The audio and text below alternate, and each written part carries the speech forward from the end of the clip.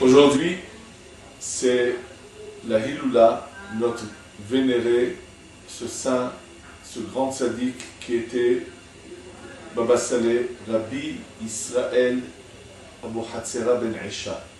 Zechuto Yegen Ba'adol Ba'atrem Amen, qui, de son vivant, il priait pour chacun et pour l'Arab Israël.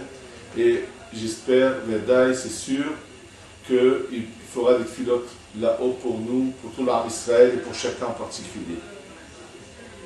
Pour comprendre comment quelqu'un peut arriver à une telle grandeur, à un tel niveau, parce que je ne sais pas si beaucoup le savent, mais c'était vraiment quelque chose d'exceptionnel dans notre génération.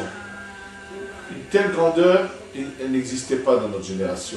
Quelqu'un qui avait une telle vision de l'au-delà de ce qui se passait loin de lui, quelqu'un qui a pu faire autant de miracles, des choses aussi extraordinaires, on n'arrêtera jamais d'entendre assez le nombre de miracles inimaginables qui ont eu lieu de ce grand tzaddik. Et pour comprendre comment il est arrivé à cette grandeur, je pense qu'on peut le comprendre à travers la paracha qu'on lit cette semaine, qui va être la paracha de Bo. Dans la paracha de Bo, comme on l'a vu dans les cours précédents, il y a un pasouk qui est le début de la naissance du peuple d'Israël. C'est le pasouk que d'ailleurs Rashi, au début de son commentaire sur la Torah, dit que la Torah aurait dû commencer dans ce pasouk-là, qui est celui où Dieu parle avec Moshe, lui dit « Achodesh hazeh lachem rosh chodashim rishonu lechodesh hashana » où commence le fait, en fait, le début du but de la création de ce monde, c'est cette naissance du peuple juif, qui est le but de la création du cycle dans lequel nous vivons. Et je voudrais juste au passage dire que j'ai eu des questions sur le cours précédent où je parlais de notre cycle dans lequel nous vivons, qui vont être répondues à la fin de ce cours, Be'ezrat Hashem. Tous les cas, sur ce pasouk-là, il est raconté dans Masechet Shabbat, dans le traité de Shabbat, Daf Kuf Mem Zayin 147, un événement, mais cet événement là-bas est très court, il manque beaucoup de détails. Et les détails, on les trouve dans le Midrash. En fait, Rabbi Yochanan ben Zakkai a eu plusieurs talmidim, mais après sa mort, 5 de ces talmidim qui ont décidé, la plupart d'entre eux, d'aller à Yavne, qui était la ville de la Torah. Sauf un, qui était le plus grand, qui pensait qu'eux viendraient vers lui et retournaient chez lui. C'était Rabbi Elazar ben Arach. Rabbi Elazar ben Arach, qui naturellement agissait comme tous les Talmidei Chachamim, les sages de son époque, quittaient leur maison, allaient pour des mois dans un lieu de Torah pour étudier la Torah et ne rentraient qu'une fois par 6 mois chez eux. Une fois que son maître est décédé, il revient chez lui, pensant que les élèves allaient venir chez lui pour étudier. Mais eux, sachant que le lieu où il habitait était un lieu plutôt de loisirs, un lieu de bien-être, mais non pas un lieu où il y avait des centres de Torah, donc ne sont pas venus vers le lieu où il était. Et quand il s'est aperçu de cela, donc il a décidé, lui, de nouveau d'aller vers le lieu où il se trouve pour étudier la Torah avec eux, pour renseigner la Torah. Quand il a annoncé la nouvelle à sa femme, elle lui a dit, dis-moi, qui a besoin de qui? C'est eux qui ont besoin de toi. Elle a donné comme exemple le rat ou la souris et le pain. Qui va vers qui? C'est le rat qui va vers le pain puisqu'il a besoin de ce pain pour se nourrir. Donc il est resté et il s'est passé quelque chose d'inimaginable où il a tout oublié. Tout oublié, mais complètement. Mais à tel point que lorsque, un Shabbat, on l'a fait monter, lire dans le Sefer Torah, et c'était ce passage-là, au lieu de lire ces 3 mots, Achodesh, Hazeh, Lachem, qui veut dire ce mois-là, qui sera pour vous, Achodesh Hazeh, ce mois-là, Lachem pour vous. Le mot Chodesh s'écrit Achodesh, He, Het, Dalet, Shin. Et lui a lu Aheresh, c'est-à-dire qu'à la place de lettre, il a vu un Resh. Au lieu de lire Hazeh, il a lu Haya, c'est-à-dire au lieu que ce soit He, Zayin, He, c'est comme si c'était marqué He, Yudié. Et au lieu de lire Lachem, Libam, qui veut dire leur cœur était comme sourd-muet. Une faute que même un enfant ne fait pas. Et naturellement, les Chachamim ont eu de la peine de le voir avoir oublié toute sa Torah, ont prié pour lui et sa Torah lui est revenue. Simplement, la question qu'on pourrait tous se poser, c'est que cela, c'est pour nous enseigner quelque chose. C'est pour nous dire que Evem Golé le Makom Torah. Si tu veux que la Torah, tu veux la connaître, l'approfondir et l'étudier, tu dois absolument t'exiler vers un lieu de Torah, c'est-à-dire quitter ton bien-être vers aller vers la Torah. Mais pourquoi, en fait, cet enseignement nous est venu, cette erreur est venue juste dans ces mots-là. Et là, je pense qu'il y a un grand enseignement qui est le suivant. Lorsque Hachem donc, décide d'écrire dans la Torah la naissance du peuple juif, et qu'il commence à dire à Moshe, ce mois sera le premier des mois pour vous, comme je vous l'ai dit dans un cours précédent, il doit enseigner également cette mitzvah du Chodesh, de cet renouvellement de la lune.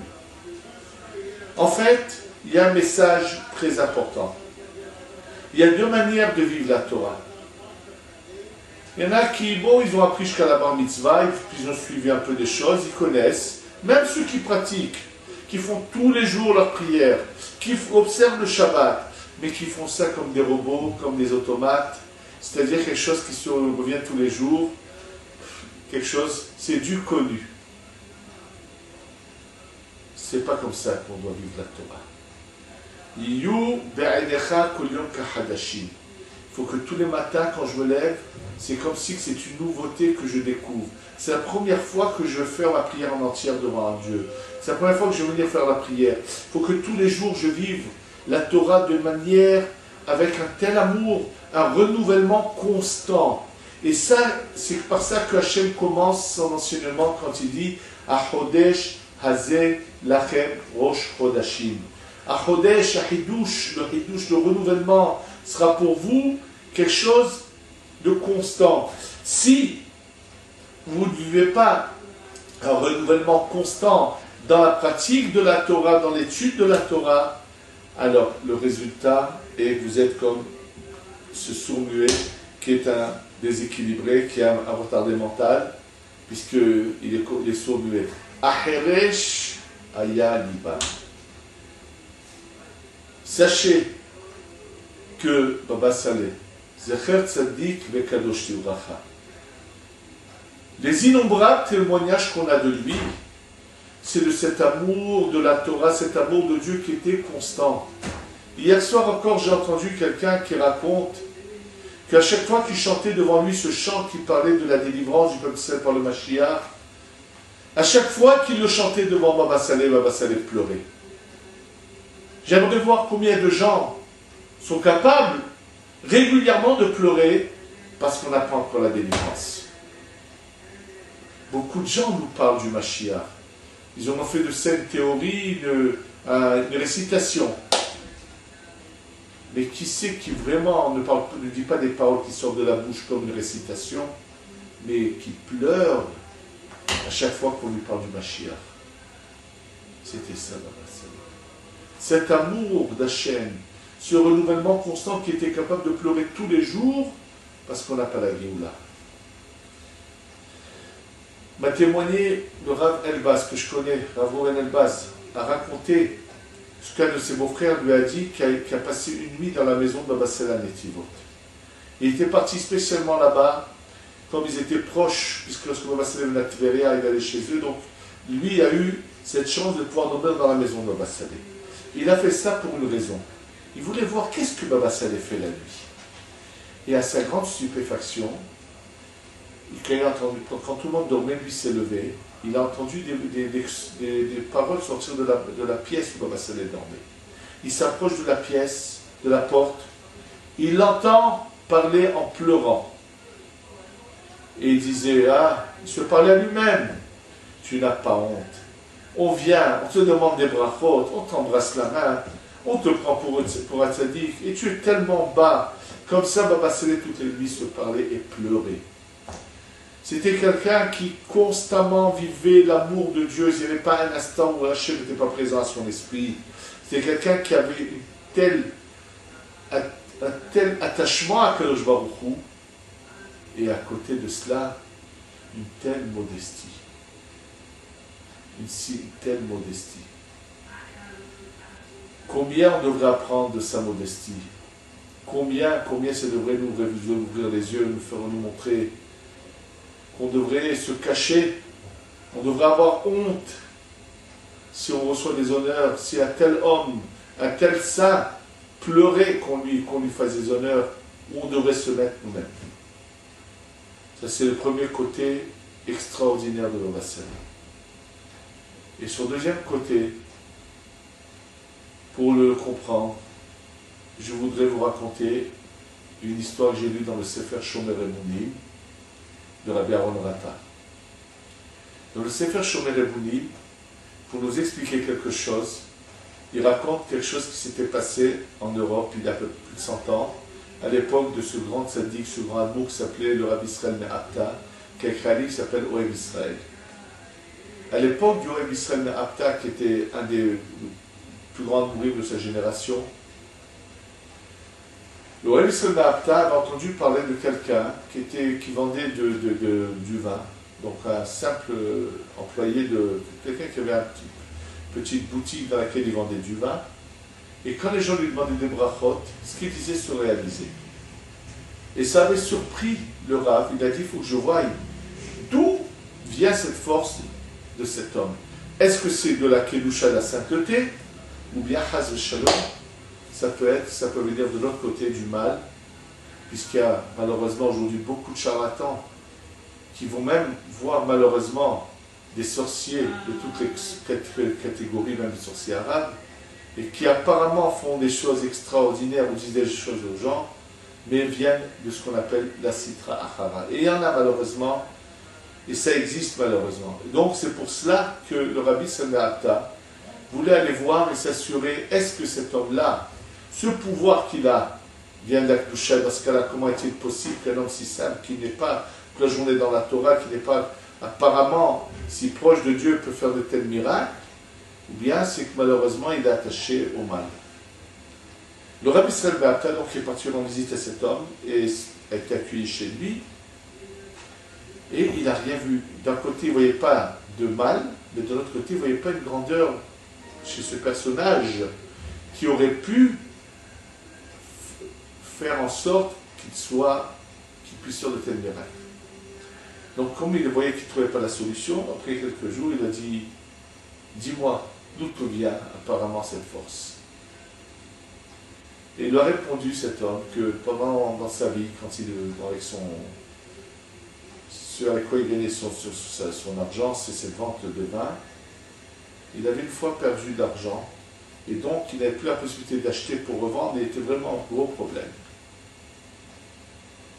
Et il vivait la misère, lui et sa femme et ses enfants. Et sa femme qui l'a poussé, lui a dit, mais va trouver un investisseur qui soit avec toi un associé, et tu pourrais ressortir deux payes, une pour toi et une pour lui. Elle l'a tellement poussé, et lui ne voulait pas. Mais elle a tellement insisté, qu'est-ce qu'il a fait? Il est sorti de la ville, il a levé les yeux au ciel. Il lui a dit, Akadosh Baruch Hu, le bon Dieu, je ne veux pas prendre d'associé, je veux que ce soit toi mon associé. Voilà, je te fais toi mon associé. La moitié des rentrées d'argent, je les donnerai à la tzedaka. Ce sera ça notre association. Il est revenu chez lui, il a dit à sa femme, je trouve un très bon associé. Et il a vu tout immédiatement le miracle. La bracha est repartie, il a réussi à acheter à crédit et revendre. Et il a dit, voilà, c'est ce que je fais. Tous les mois, je calcule mes rentrées. Tous les jours, je vois mes rentrées d'argent, la moitié, je donne à la tzaka.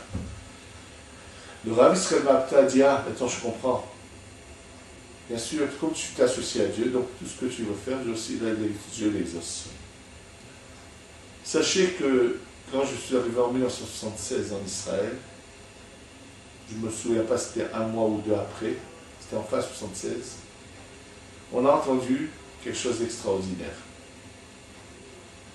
Un jeune homme qui s'était subitement paralysé était devenu paralysé des deux jambes, qui était sur chaise roulante, a été emmené chez Baba Saleh, un jeune de 17 ans. Lorsqu'on l'a rentré dans sa maison, chez lui, Baba Saleh s'est adressé à lui, il a dit, est-ce que tu es prêt à mettre les téphilines tous les jours, à dire le schéma, ce qu'il faut? Le jeune homme a dit, oui, je suis prêt. Alors il dit, lève-toi. Les gens qui entouraient Baba Saleh pensaient qu'il ne comprenait pas la situation, ils se mettaient à lui dire à haute voix dans l'oreille, votre Rav, il ne peut pas marcher, il est paralysé. Et le Rav lui a répété, lève-toi. Et le miracle s'est passé. Ça s'est répandu dans tout Israël. Qui n'en a pas parlé? Les journaux. J'ai quelqu'un que je connaissais qui était dans les shivas du Rav Issachar Meir à Netivot, a vu ce paralysé sortir, être enlacé de sa famille en pleurs de la maison de Baba Saleh sur ses jambes. Ça, c'était connu, tout le monde le savait. Mais c'est la suite que je voudrais vous raconter. Un de mes bons amis, qui est le Rav du quartier Shmona Navi à Jérusalem, le Rav Yitzhak Cohen, qui était proche de Baba Saleh, est allé quelques jours après rendre visite au tzaddik à Baba Saleh. Et lorsqu'il s'est assis, il lui a dit, Kvodarav, on a entendu, tu as fait lever quelqu'un de sa chaise qui était paralysé. Baba Saleh qui lui répond avec sa simplicité, il lui a dit, Emouna Pshuta, c'est la croyance simple que j'ai en Dieu. Je lui ai dit, je lui ai dit, lève-toi, j'ai cru en Dieu, et voilà, il s'est levé, c'est tout. Et il a dit quelque chose que vraiment il vivait, ressentait. Cette Emouna Pshuta, de savoir que je peux parler à Dieu, c'est un associé, à qui je peux demander, c'est plus qu'un associé, c'est un père, c'est quelque chose qu'on ne peut pas définir, mais avec cette Emouna Pshuta, il a fait des miracles extraordinaires. Plus ses mérites, bien sûr. C'est de tout cela qu'on doit apprendre de cette personnalité extraordinaire. C'est de nous réveiller un peu. Et que tous les jours, on vienne avec un tel élan, un tel amour faire notre fila. Que tous les jours, la Torah soit quelque chose de nouveau qui doit nous provoquer une telle émotion. Et alvaï, qu'on puisse arriver à cette émotion que eux vivaient. J'ai eu un témoignage que son fils, qui était aussi ce grand saint, Baba Meir Zecher Tzadik Lo Shivracha, les 3 dernières années de sa vie, toutes ces prières, des larmes coulaient de ses yeux. Telle était grande l'émotion qu'ils avaient. Ils n'étaient pas mélancoliques ou tristes, c'était des larmes d'émotion, d'amour qu'ils avaient pour Akadosh Baruch. C'était ça, c'est tzadikim. Et c'est de ça qu'on doit prendre d'eux. Je voudrais juste maintenant faire une parenthèse par rapport à un cours précédent où des questions m'ont été posées. La question était la suivante, puisqu'on parle de cycle, donc dans le prochain ou celui d'avant, il y aura de nouveau donc Adam, Noach, Abraham, Yitzhak, Yaakov, Moshe, Aaron, et ainsi de suite. Oui, mais pas dans les mêmes conditions que nous vivons les choses. Lorsque Moshe Rabbeinu a reçu la Torah, on va voir dans 2 semaines en Parashat Yitro, il l'a reçue écrite jusqu'au moment, tous les événements qui sont passés jusqu'à ce moment-là précis. Tout le reste de la Torah, c'était des lettres, mais qui n'étaient pas unies. Parce que s'il avait reçu toute la Torah à ce moment-là, donc comment peut-il envoyer les Meraglim, ce qu'on appelle les espions, voir Eretz Israël, puisqu'il sait qu'ils vont finalement fauter? Non. Il faut savoir une chose. On avait énormément d'options, l'histoire aurait pu se passer différemment. Le but est toujours le même. Il faut qu'il y ait 5 niveaux. Matière inerte, les plantes, les animaux, les hommes et le peuple élu, celui qui reconnaît Dieu, qui lui est en fait celui qui arrive à la fin du cycle et va passer à la spiritualité au-delà, alors que les 4 autres niveaux vont monter d'un niveau, mais ils vont donc se retrouver dans le prochain cycle, et c'est-à-dire qu'une partie des plantes, de la matière des plantes, une partie des plantes des animaux, une partie des animaux des hommes, et une partie de ces hommes sera le prochain peuple d'Israël. Mais comment se passeront les événements? Ce sera eux qui vont définir cela.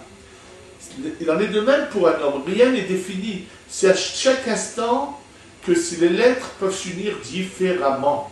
Et en fait, c'était en fonction de ce qui allait se passer que les lettres s'unissaient dans la Torah. Et c'est pour ça que les dernières lettres qui concernaient la mort de Moshe étaient présentes. Mais c'est quand Moshe est mort qu'elles se sont unies, qu'elles ont écrit « Vayamocha Moshe », Moshe est décédé là-bas. C'est-à-dire que Moshe avait reçu une partie de la Torah où les lettres étaient unies de cette manière-là. Et s'il n'y avait pas eu le veau d'or, l'histoire aurait complètement changé. Les lettres se seraient unies différemment, tout le cours de ce cycle aurait été différent. Dans chaque cycle, les choses se passeront en fonction du niveau et du mérite de ce cycle. Nous ne pouvons pas être très fiers de nous-mêmes, puisque il y avait une possibilité qui s'appelle Ahishena, où on aurait pu avoir le Mashiach depuis très longtemps. Mais malheureusement, on est arrivé en fin d'histoire de ce cycle, et on n'a pas réussi à obtenir ce qui s'appelle Ahishena, c'est avant ce moment. Et nous sommes arrivés à ce moment où on est très proche, qui va être le maximum qui est prévu dans ce cycle, pour que les 2 siècles qui resteront de ce cycle seront la période messianique, la période du Mashiach, où les choses se feront par étapes en fonction des individus, bien sûr, comme on l'a expliqué déjà, et ensuite sera la fin de ce cycle qui ne doit durer que 6000 ans. Malheureusement, ça s'est passé comme ça. Et il en est de même pour chaque individu, c'est lui qui écrit l'instant qui va venir.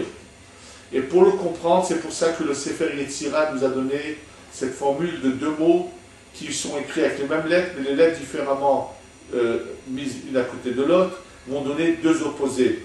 Le mot oneg, qui est le plaisir le plus grand, qui est écrit de Aïn, Nun, Gimel. Oneg, Aïn, Nun, Gimel.